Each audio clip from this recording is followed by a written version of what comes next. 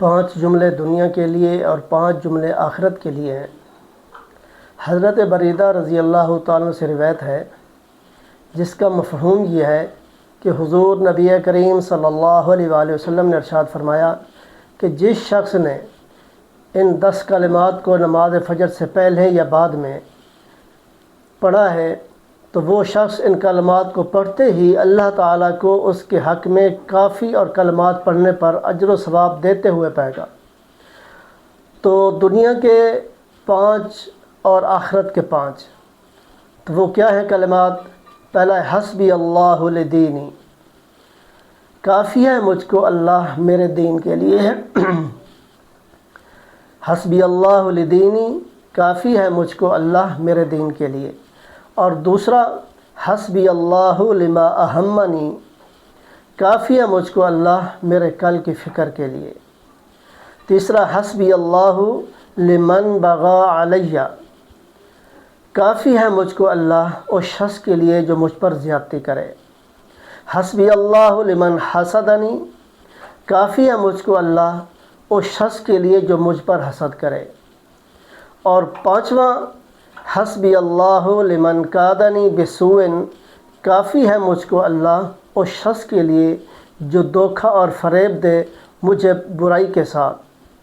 تو یہ دنیا کے 5 ہیں، اور آخرت کے 5 کلمات جو ہے وہ یہ ہیں حسبی اللہ عند الموت، کافی ہے مجھ کو اللہ موت کے وقت، یعنی موت کے وقت جو حالات ہوتے ہیں، جو پریشانی اور سختی ہوتی ہے، تو یہ انسان جو پڑھتا رہتا ہے تو اس کی موت جو ہے نکلنی آسان ہو جاتی ہے، اس کی مشکلیں جو ہیں وہ ختم ہو جاتی ہیں۔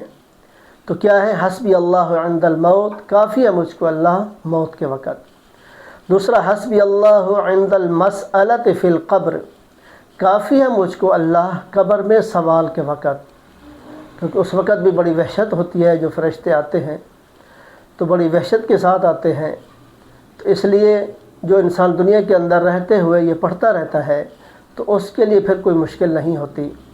اور تیسرا حسبی اللہ عند المیزان، کافی ہے مجھ کو اللہ میزان کے پاس، یعنی اس ترازو کے پاس جس میں نامہ اعمال کا وزن ہوگا۔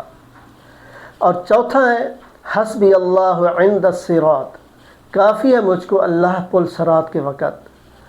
اور 5واں حسبی اللہ لا الہ الا هو علیہ توکلت و الیہ انیب، کافی ہے مجھ کو اللہ اس کے سوا کوئی معبود نہیں، میں نے اسی پر توکل کیا اور میں اسی کی طرف رجوع کرتا ہوں۔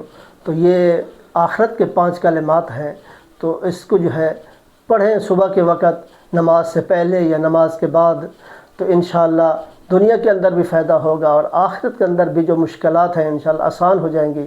تو دعا ہے اللہ تعالیٰ عمل کی توفیق عطا فرمائے۔ صدقہ جاریہ سمجھ کو آگے شیئر کریں تاکہ دوسرے لوگ بھی اس سے فائدہ حاصل کر لیں۔